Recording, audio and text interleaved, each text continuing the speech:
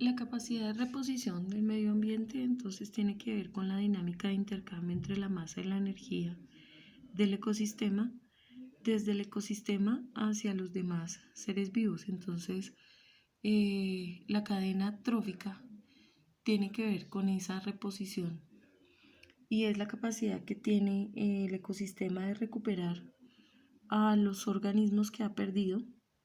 a través del consumo de los humanos. Entonces, si no damos el tiempo de reposición ambiental, pues seguramente vamos a tener pérdida de biodiversidad biológica, que es lo que impide que haya una economía sustentable, un desarrollo sustentable y un ambiente sustentable. Por lo tanto, nos pone muy lejos de la capacidad de justicia social. El desarrollo sustentable entonces tiene algunos elementos que son deseables y algunos que se deben evitar. Los que nosotros consideramos deseables son el consumo sostenible, las actividades de reposición ecosistémica y el uso racional, ¿cierto?, de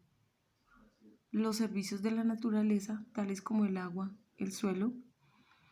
que son factores físicos súper importantes para el desarrollo ecosistémico. Entonces, cuando nosotros hablamos de desarrollo sustentable, debemos evitar los impactos o los riesgos que se dan sobre el aire, el agua, el suelo y los organismos vivos. En el aire como contaminación de partículas en suspensión o gases de invernadero,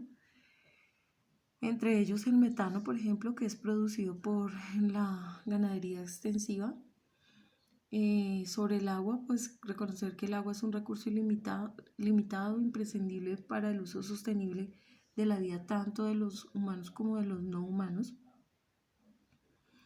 Frente al suelo, entonces corremos el grave riesgo de la desertificación. La desertificación se produce por la tala indiscriminada de árboles,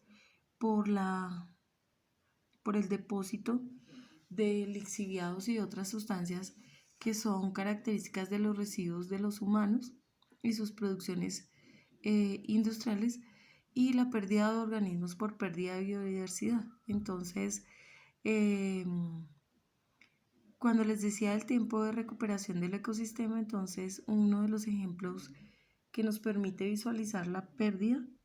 por no reparación ecosistémica, por el tiempo de no reposición ecosistémica, tiene que ver, por ejemplo, con la pesca intensiva. Cuando se pesca y se llevan especies que todavía no han alcanzado su desarrollo y no han hecho, por ejemplo, su primera desovación, es decir, no han tenido tiempo de reproducirse para mantener la especie, pues hay una pérdida de la especie porque no hay reposición de los individuos adultos que pierden la vida por los individuos nuevos que están alcanzando su desarrollo o su madurez. De tal manera que cuando nosotros pensamos en desarrollo sustentable o sostenible, mejor sustentable, lo que nosotros estamos permitiendo es satisfacer las necesidades no solo de las generaciones presentes, sino de las futuras, pero también, ojo con la reposición ambiental ecosistémica,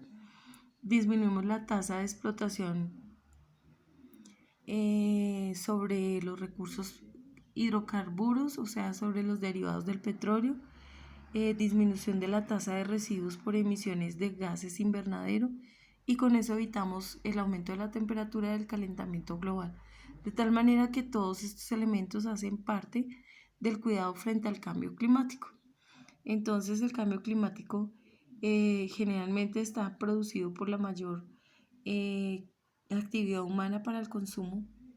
de los elementos